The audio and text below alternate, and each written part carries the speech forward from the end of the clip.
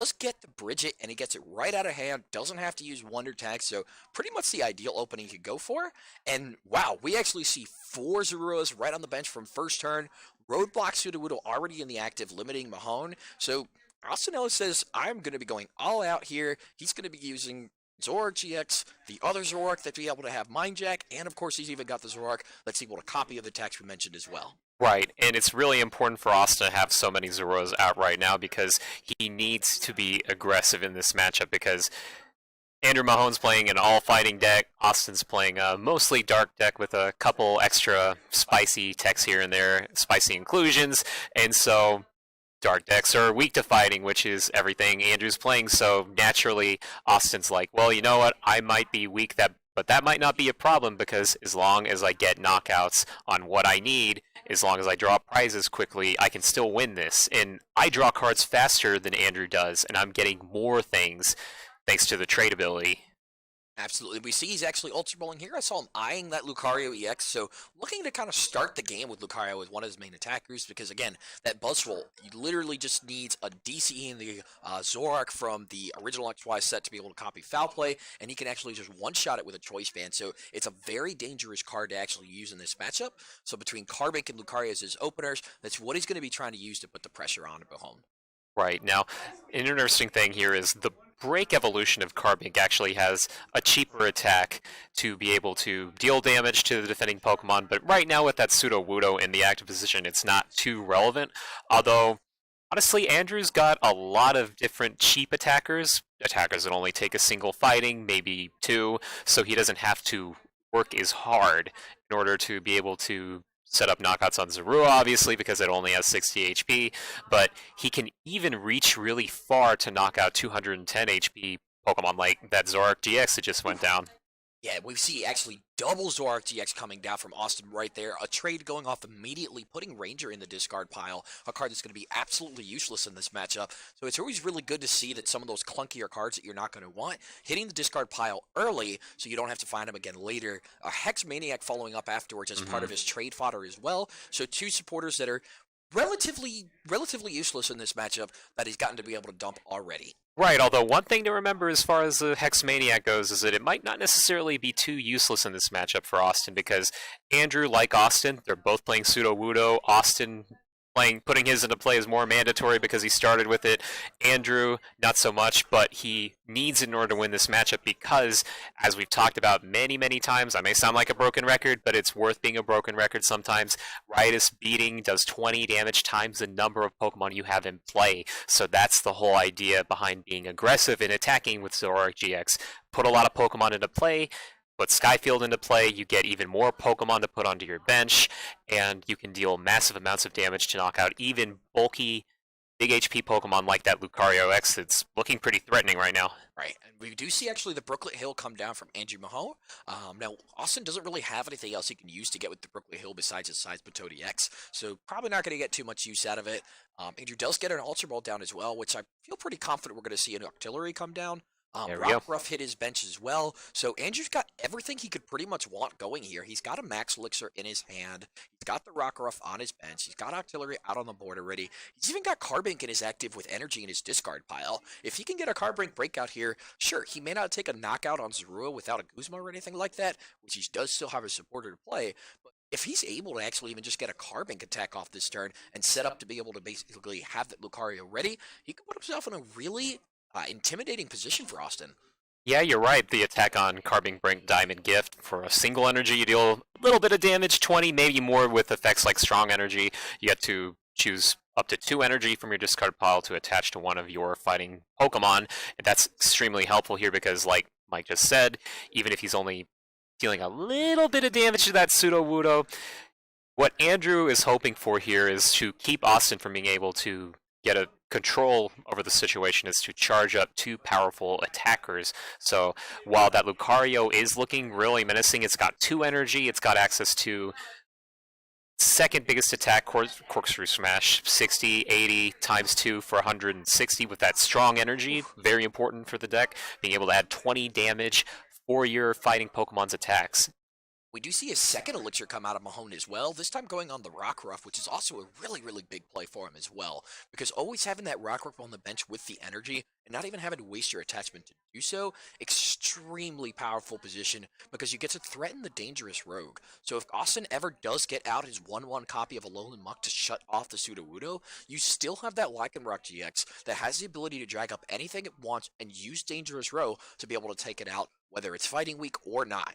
That's exactly right. Alolan Muck from Sun and Moon lets you, once you put it into play, use its Power of Alchemy ability to shut off the abilities of basic Pokemon in play. So obviously Roadblock, limiting your opponent's bench size. Remember, it's important to have a big bench with Skyfield or some other effect to deal good amounts of damage with Riotous Beating. Use Sudowoodo's Roadblock, kind of bring them back onto Earth a bit, take them out of the sky. So you limit their damage, but Austin has an answer to that as long as he gets out Power of Alchemy. Right. And I mean, his bench is already locked up, so Andrew's kind of in a great spot because he gets to dictate when that Alolan Muck comes down. Austin would actually have to use either his Hex Maniac or something to get it on the board if Mahone doesn't actually end up taking any knockouts in the meantime. We see the Floatstone hitting the Lucario, so I mean that could mean a couple different things. It could put the Lucario into the active position this turn. It could just be for the future turns coming up. So interesting to see kind of what he's actually going to go with it. Wow, yeah, we've got the Rock Ruff. Oh, so he's using Corner. Now this is a really interesting difference between variations of this deck where there are a lot of players who have been using Lycanroc GX throughout the tournament. However, they have been a little unsure about which type of Rockruff to use, and that actually makes a big difference sometimes in very close games between really good players, where there are two main types of Rockruff that people look to use. There's this one from the regular set from Guardians Rising that uses the corner attack. It does no damage, but it keeps the active Pokemon from retreating, which can be really, really helpful, especially if you don't want them to get too aggressive.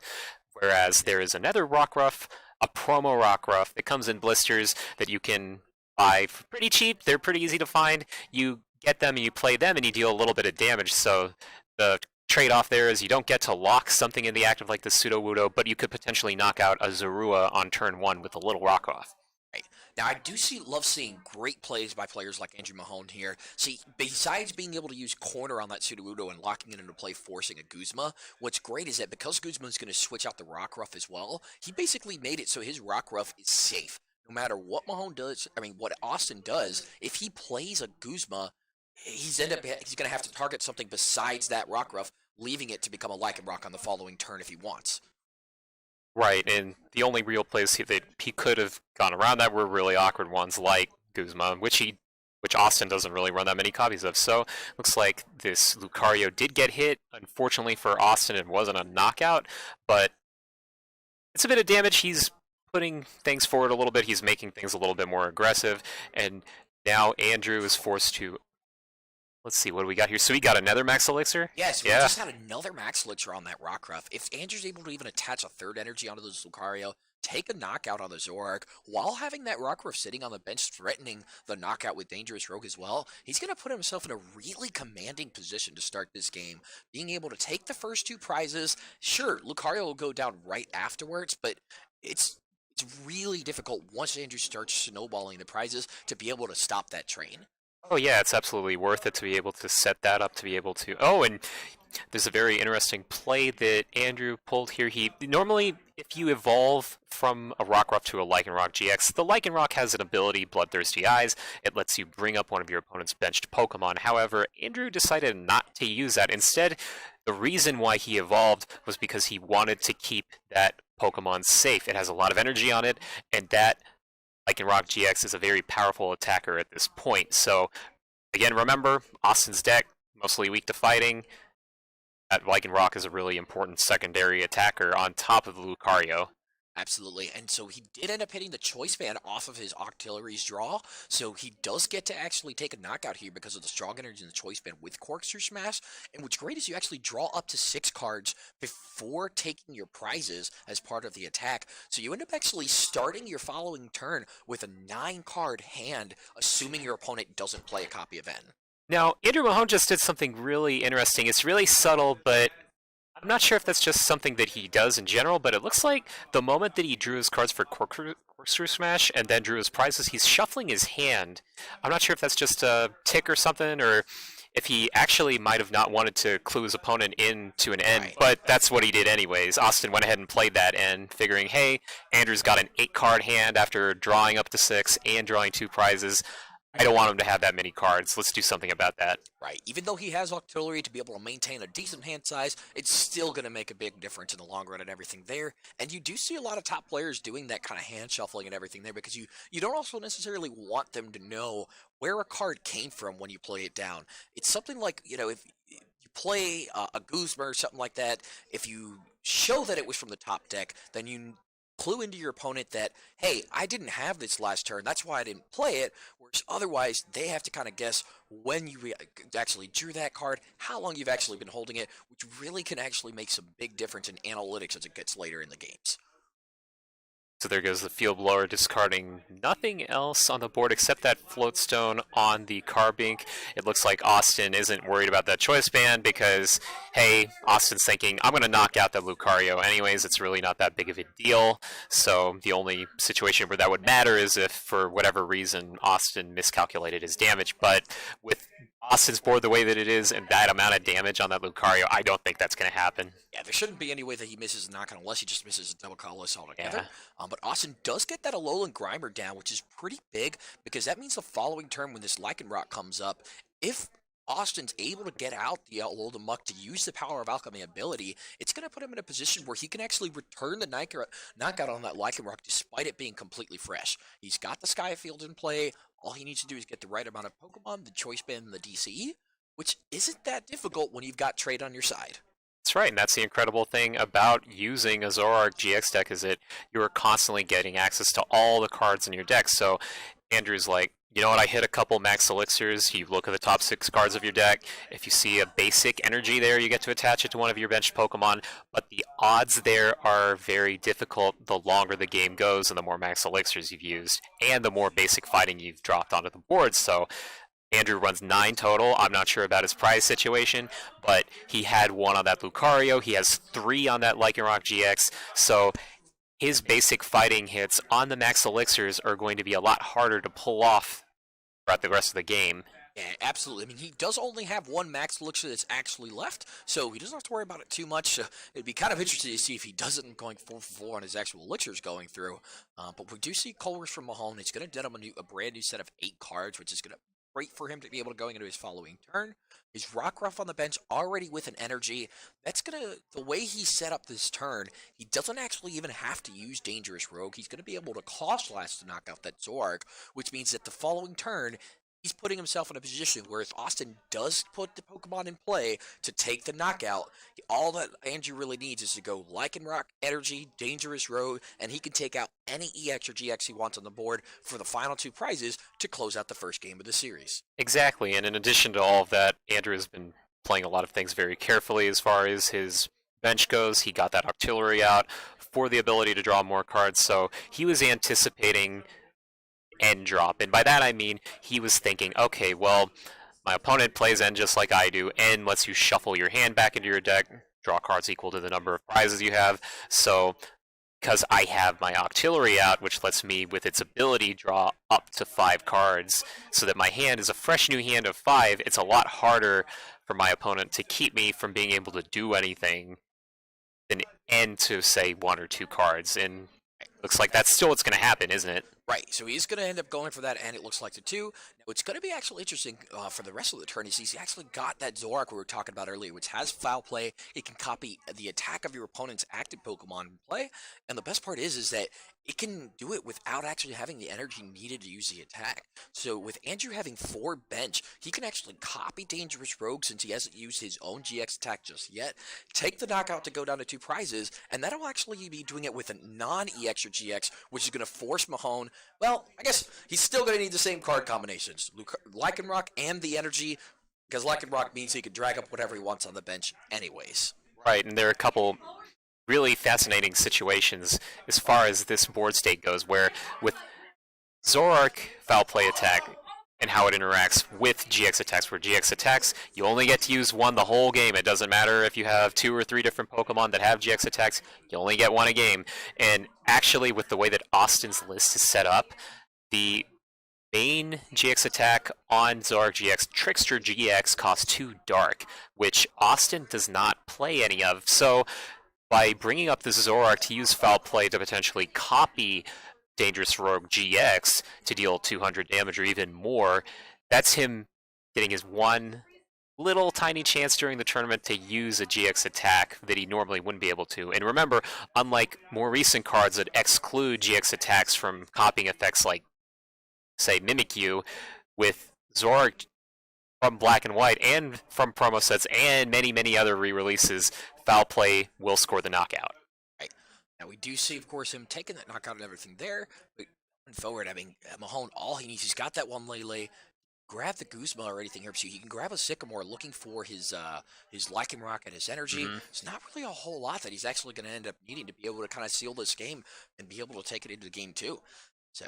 Right, so I think our best read on the situation is what he grabs with that Wonder Tag, where one of the best combinations he could get is any type of way to bring that Zoroark GX up. It could be Bloodthirsty Eyes, it could be something a little bit weirder, and that's probably the most likely, simplest way to go about it, is to give himself the best odds of getting a single energy and to give himself a Lycanroc GX. Use Bloodthirsty Eyes, bring up that EX Pokemon or that GX Pokemon, knock it out and win.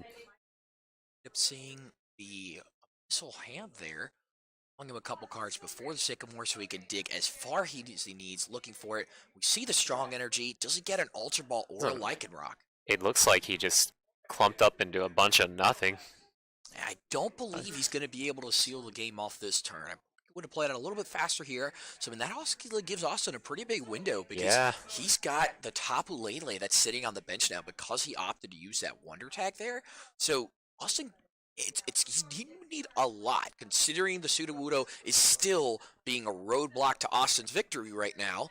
It's going to need all the Alolan Muck. You're going to need all the bench Pokemon. You're going to need a Guzma. There'd be a lot of cards you'd actually have to go to. That's right, and the roadblock is actually blocking multiple paths to victory right now because with that Sudowoodo sitting there, a lot of the normal steps that Austin would like to take, say if he had the Alolan Muck, he would also need a way to fetch it out. So he runs a thin Alolan Muck line. When you only run one Grimer, one Muck, it's a lot harder to get things out. But it looks like, as far as Mahone's end, I think he's going to actually go for a corner. Or he's going to go for the second attack on Rockruff because that does 30 damage. You flip a coin, if Tails, it does nothing, and he has a strong energy on his Rockruff. So if he gets the heads, then he gets a knockout. Right. It looks like he ended up going for the corner. So again, this is a play that I'm extremely fond of because you make it so the Rockruff, it is impossible to knock out the Rockruff. There is no way he could do it because he has to play Guzma in order to get out of that active position. And if he plays the Guzma, that means Rockruff leaves the active. So he's going to be hitting into something else. So that means that Mahone's win condition is still going to be on the board next turn, and it puts Austin in a position where he needs to try to Guzma the Lele and get all the bench Pokemon. It's a really difficult thing to accomplish. So he's really just trying to set up and make it the easiest path to victory. And one of the cons about evolving that Zorua into anything other than a Zoroark GX is that Austin is going to see fewer cards. So he needs to get more cards off of the very few times that he actually uses trade, which is, as you can see right now, only once. So basically what he's going to be hoping for here is, as Mike said, some way to shut off that roadblock, the Alolan Muck sitting in his hand, but he also needs to combine everything else in his hand perfectly. It's what players call sequencing. And see, it looks like he attempted to foul play the damaging attack on Rockruff and failed. Right. So I mean, so he didn't have the knockout that last turn. Right. So he is sitting on the old Muck. I think he decided to hold it knowing that he needed to potentially play a basic next turn to get out of this situation. So. Ooh. Yeah. I don't blame Andrew for wanting to save a little bit of time by shuffling fast, but you got to be careful when you're shuffling so that you don't send a card off the table. But at any rate, he was able to get everything he needed. He was able to set up, take this game, no problem. Yep, so we're going to see Andrew Mahone taking game one just pretty decisively there. It was close in the terms of prize trades, but even though the prizes were close, it still just felt like Andrew was on the edge and he was the one that had the advantage for pretty much the entire game. Would you agree?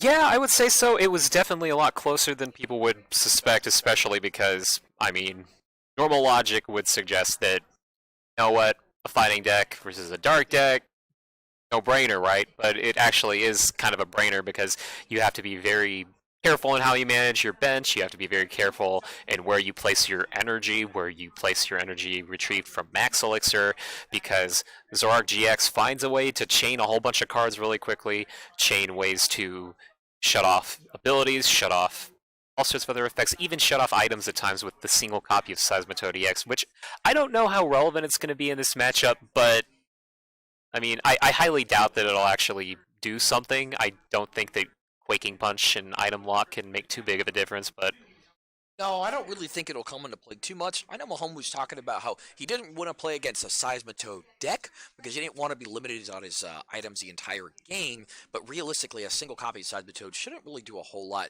The one thing he was saying that he could kind of see a Zorak player doing every once in a while was if Austin is setting up behind the Seismitoad, it limits Mahone from being able to play Max Elixir, so he's forced to kind of try to go into the Carbink route and set up his board that way, which makes it take a little bit of a longer process, gives Austin more time to get his Power of Alchemy going and whatever else he actually needs to get on his board state. right. And so it looks like we have a mulligan from Austin. So Andrew's like, okay, this is great. I have lots and lots of ways to potentially score a knockout on my opponent on the first turn, and I get an extra card. So the odds of that just went up a little bit more. And I think I even saw a computer search on Andrew's hand, and when you see computer search that hand's gonna be live in some way. That's right. And what Mike says when talking about live hands versus dead hands, that's really significant because you need a way to draw more cards. You need a way to be able to set up your hand. So when players do talk about, oh, my hand's dead, oh, I can't draw anything, that means that they're basically just relying off of the top card of their deck. But advanced players like Andrew and Austin, they have the ability to use cards, to sequence cards well, so that they can get more cards. So by playing things like Bridget to get more basics out, by playing ways to get Octillery into play. You're drawing more cards, you're doing more things. That's a live hand. That's actually the ability to do something with what you have. So speaking of being able to do something with what they have, it looks like Austin's got a couple basics, and one of them's pretty important. Yep, he does actually have that Alolan Grimer right from the beginning. He does also even have the Sudowoodo. Now, I'm not 100% sure, but I want to say that Alolan Grimer is weak to fighting. Yeah, I'm gonna because take a look at it just to make sure. always a good chance, always a good idea just to double check. It is dark. I think it should be fighting week 2. Go ahead and We'll double definitely check to pull be it up safe. just to Yeah, make sure. Because that's going to put him in an interesting position that he chose to open with the Grimer instead of the Sudowoodo if it is weak to fighting, just because it gives him more ways of taking that first turn knockout with Lucario, Buzzwole, and the like. And yes, it is weak to fighting, and I confirmed that just to make sure. Does have a little bit more health, though, than a Zorua, so it's not like he's just able to do it with a fighting. He does actually need a strong because it is an 80 hit point basic. A little bit tankier. Exactly. And when it comes to the little decisions that you make, we talked about that the last game where Andrew could have chosen to play a different type of Rockruff that has different advantages. It does damage more easily, but you don't get that corner effect. Austin is kind of in the same situation when he's filling in his deck list before the tournament, where he thinks to himself, okay, which one of my Alolan Grimers do I want to use? Which one will help me the most? And he chose this one, which lets him fetch another Alolan Grimer, maybe a little bit of a better weakness in his eyes, as opposed to the Psychic Alolan Grimer from the original set, which has a better weakness in this matchup, but might not be as helpful in other matchups. It just depends. Right, so you got to kind of pick your poison in those things. You got to know, and I'm sure each one is going to always have its pros and cons here and there. Both players having a decent start. Austin having that turn one Bridget, just like you would hope for. He did have to use Wonder Tag from Tapu Lele's ability to be able to go grab the Bridget, so he wasn't able to play it right from hand this time. But he did actually end up only grabbing, I believe, 2 Zeruas. He didn't end up even going for a third Pokemon. He wanted to leave an extra bench spot for something on the following turn. Whereas Mahone's followed up with an N, Floatstone, and an Energy on his Rockruff, looking for probably a couple more basics because actually, if he doesn't find another basic, this could mean that, wow, Austin And Ellis there's could, a Zoroark. There's a Zoroark GX, so he just needs... Oh, and he might even have it in hand right now, and if he doesn't, then he might only be a card or two away from it, because all he needs is that double colorless energy on the Zoroark GX and some sort of way to retreat that stand-in Zoroark from Breakthrough. So if he has the Float Stone, then he will be able to potentially play it on that Zoroark, use the stand-in ability, switch out that Alolan Grimer into the Zoroark from Breakthrough, switch it out, bring up the Zoroark GX, and win. So it looks like Austin is going to be digging for a lot of cards. and Mahone actually has quite a few outside basics. I mean, he's got 10 basics in his deck as it is. He's got the 3 copies of Brooklyn Dale and the Ultra Ball, so you don't really expect to see this play too often. Ooh, and we've got the double Puzzle of Time, so he's able to get 2 cards back from his discard pile, put them into his hand by playing 2 at the same time. So it looks like Austin's going to increase his odds here a little bit. He's not quite there, because otherwise what you'd see from players in this situation is they are like, I have exactly what I need, I'll just show it to my opponent, on to game 3. But it looks like Austin is at least digging for the last card that he needs, which is a Floatstone. Right. He's got the double colors in hand. Interesting enough to see him actually discard that Alolan Muck with the Ultra Ball there, which means he's really committing to this first turn victory. He feels confident that his deck is going to be able to find the Floatstone that he needs between the Shaman setting up, between the trade that he already has online, and the supporter that he has not played yet. So he's definitely feeling confident about that, because otherwise, he's actually, I believe, already even got his Rescue Stretcher in the discard pile. So he's going to have a little bit of a harder time finding that Alolan Muck again if he ends up actually needing it.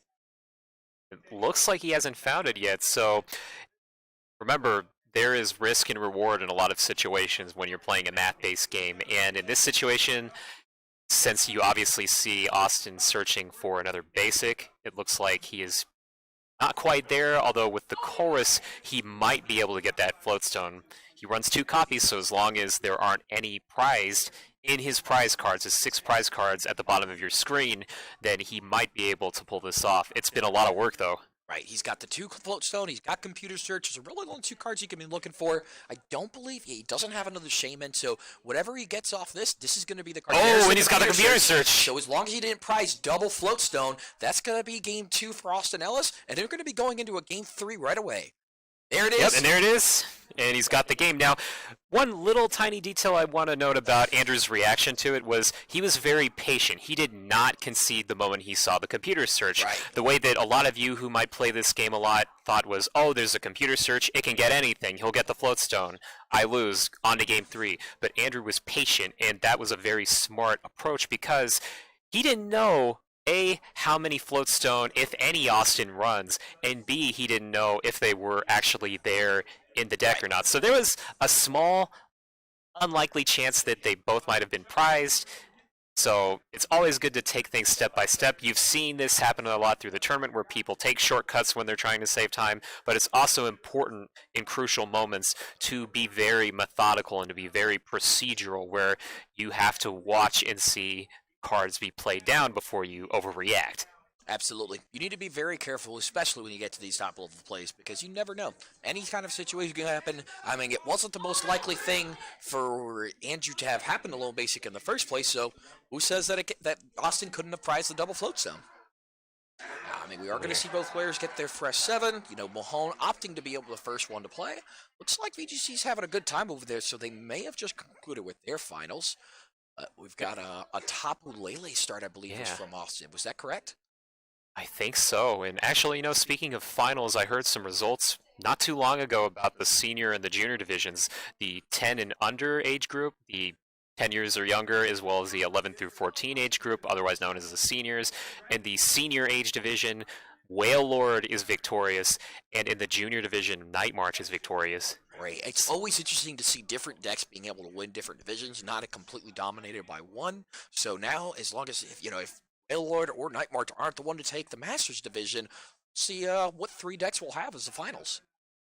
That's right, and Whale Lord hasn't had a particularly hot day in day 2 of the Masters tournament, so other decks like Andrews, Buzzwole, Lycanroc have had a chance to shine. Right. So Mahone, he does get the Brooklet Hill already on his first turn. So game 3 are already going a lot better than the last one did. Already got a couple Pokemon in play, so he doesn't really have to worry about that same situation of getting docked again. Going through his deck right now to figure out what he wants to grab from that Brooklet. Might see a Remoraid, so otherwise. But first before the Brooklet, looks like he's going for the Ultra Ball for the Lele. And looks like he is just using the Wonder Tag ability to grab an N. Guess he's not feeling too confident about his hand and just wants to go for a fresh start. Exactly. Now, when you were on this first turn and you're not doing something like Bridget to just get a lot of little basics to put down, and you're just looking to draw cards, oftentimes what a lot of competitive players have to choose between are cards that let you shuffle your hand back into your deck and draw new cards, or to use straight draw supporters. And by that, I mean cards that instantly let you draw from the top of your deck. So the two main ones most people use, N, which is what Andrew's playing right now, or Professor Sycamore and its twin from Black and White, Professor Juniper. You can use one of those cards, but there are advantages and disadvantages to both. The advantage here for Andrew, he saves his resources, but the disadvantage is that he could potentially be giving Austin a better hand. But from Andrew's perspective, he doesn't know whether or not that hand is going to be better, whether or not it was even good to begin with, or bad to begin with. Right. Didn't really give him much information whatsoever because of that first turn. Now, we did see, actually, interestingly enough, as Mahone shuffled his hand away, he actually put a Max Elixir back into his deck. So he chose not to play it, putting an extra energy on the Lucario, potentially, which means, again, something that you see all players, because at that point, he was either one, not confident about his Max Elixir odds because he had already 2 energies in his hand otherwise, or he just wants to make sure that that Tapu Lele isn't going to be hitting it for too much damage with Wonder Tag as well. And so right now Austin is trying to get something going here, but if you're going to start with the lone basic, Tapu Lele isn't too bad. You generally prefer to save those later on into the game when you're trying to desperately dig for a Wonder Tag, trying to hunt down a Wonder Tag in order to be able to give yourself better chances of whatever clutch supporter you need to win the game. But actually, it's not too bad to have that in the active position. Is a bulky Pokemon with 170 HP. Lucario EX is not doing that much damage, so Andrew is forced to do something a little bit different. He can't quite easily get that many prizes that soon. Right. No, I mean, and I really don't mind opening the Tapu Lele in this matchup, though. I actually really feel comfortable with that play. Something that I love to see from the Zoroark player in this matchup. This is an illegal play. He's bridgeting for two Zorua. My gosh. I'm okay. Yeah, better safe than sorry. There's a lot we've got to be catching up here today, so it's pretty natural for that to go through. But that's right. Saying, I really love to see the Zoroark player make use of their Tapu Leles in this matchup. And there goes down the Shaman for a new hand. So it's the only real attacker in their deck that they have that doesn't have that fighting weakness that can actually have some good damage output. Wonder Tag is always going to be, it should always be setting up 2 shots, especially when combined with choice bands and things of the like. So Austin being able to kind of open with that, forcing Andrew to use things like his Bloodthirsty Eyes, like a Guzma, to be able to try to take knockouts on his Zoroark if he wants to try to pick them off. You may be a little confused why he could potentially be dealing damage to this Carbink this turn with a GX Pokemon. One important thing to note about cards before Sun and Moon is that EXs, which are more or less similar to what GXs are, they came out before GXs, so there are a lot of rules that apply. There are a lot of special cards that apply only to EXs, and so as a result, this Safeguard ability, which is very good against EX Pokemon, is not so good against GX Pokemon. It does nothing. Yeah, interesting that we are going to be seeing the side coming into play when he's still got that Carbink out. Roadblock does come down for Andrew Mahone, so it is going to be limiting Austin's bench. He did get the benefit of using that Shaman last turn before Roadblock came down, so he did get to discard it right off, so Mahone does not have that easy picking for him later. Not as relevant in this matchup, just because there's usually a Zoroark GX that's, funny enough, almost as easy to kill as a Shaman, is knock out as a Shaman sometimes, just because of that fighting weakness. It's kind of incredible.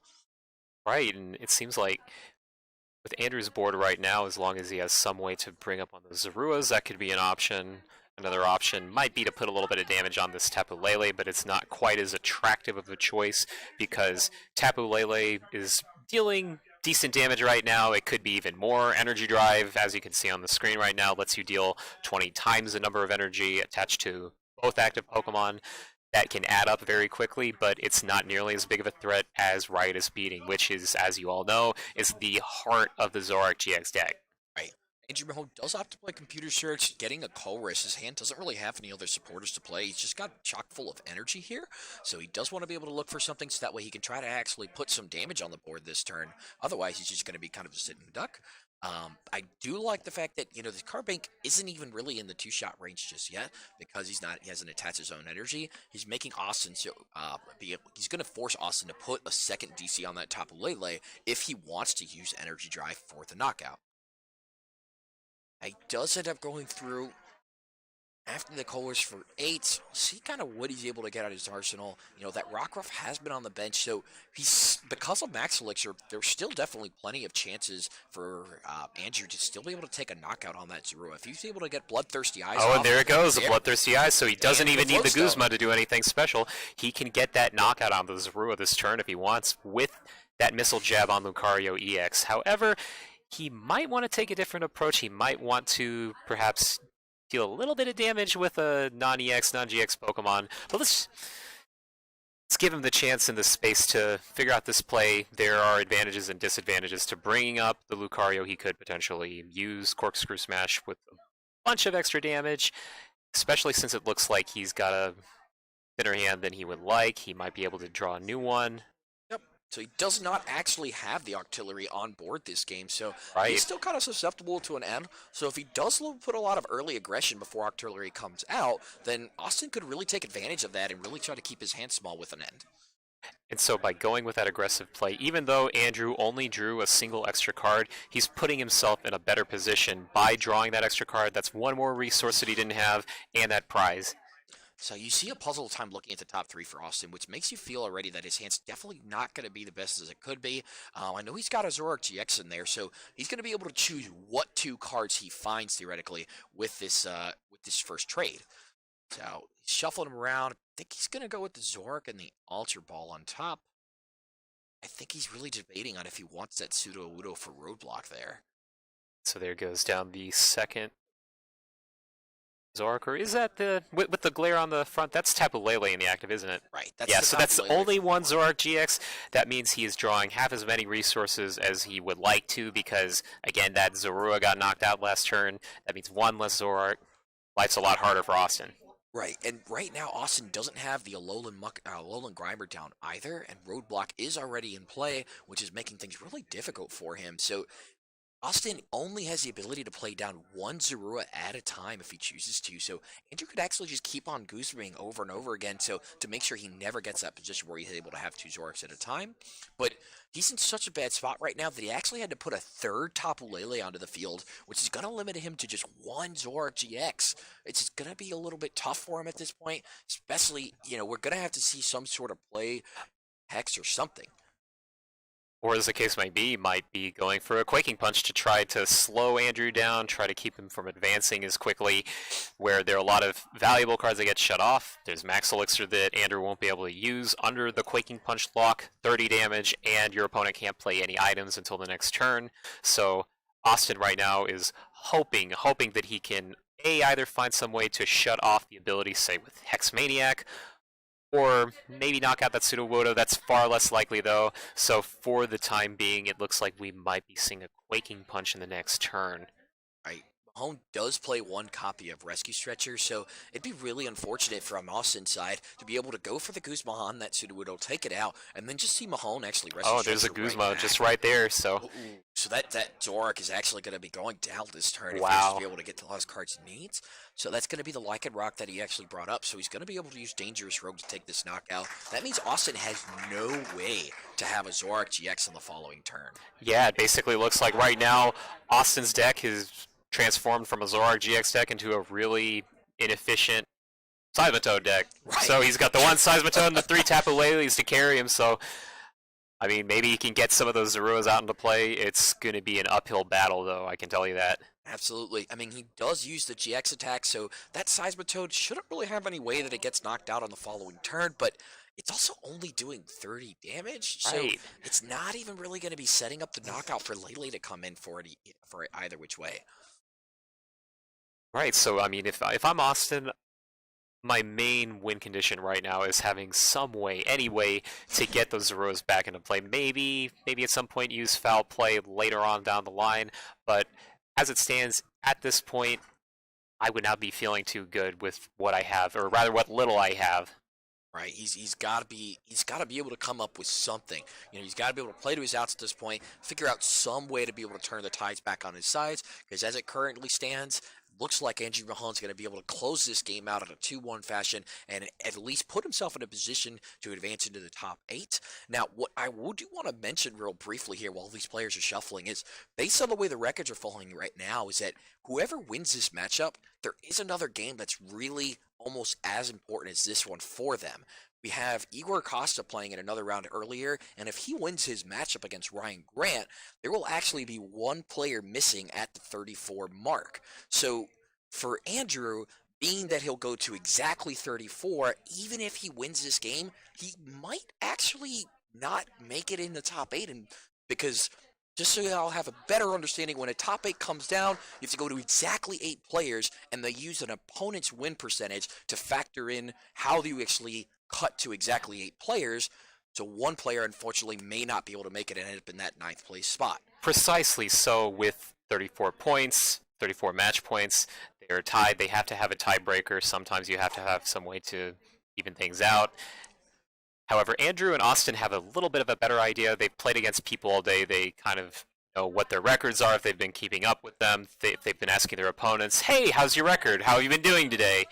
But remember that it only depends. Resistance only depends on day 2 games. So resistance does not carry over. And I've got to jump in here. Andrew just had a major turn that missed. He did. He just played another Guzma, pulling that Lycanroc out of the active and taking out that Zorua, knocking out Zorua again, forcing Austin not be able to get a Zoroark. But on top of that, he actually attached a strong energy onto the Lycanroc on the bench. Lycanroc's currently doing 150 damage with Claw Slash. If he gets a Choice Band on that, he can actually one-shot either the Seismitoad or the Tapu Lele GX and close out this game on the following turn. Now, granted, he will be under Quaking Punch, it seems, this turn, so his only other option there, be able to win, since he can't be able to put a Choice Band on it if he's under Item Lock, he could even still win by pulling off a Guzma on the Tapu Lele and putting a 3rd Strong Energy. And a huge advantage to Andrew's list by looking so much like a standard format deck list as he's running a ton of Guzmas. He doesn't quite run as many outs overall as some players might. He doesn't run VS Seeker, so the overall count might not be as high, but when he's under an item lock, whenever he's playing against a Quaking Punch or a Trevenant, that does it. But it looks like the game is over. Yep. We see Andrew Mahone take the victory, 2-1. 3rd Strong Energy comes down to be able to take out the top. Mentioned he's going to be 180 damage exactly. Advancing to the top 8. We will see once the standings actually go up, but wow,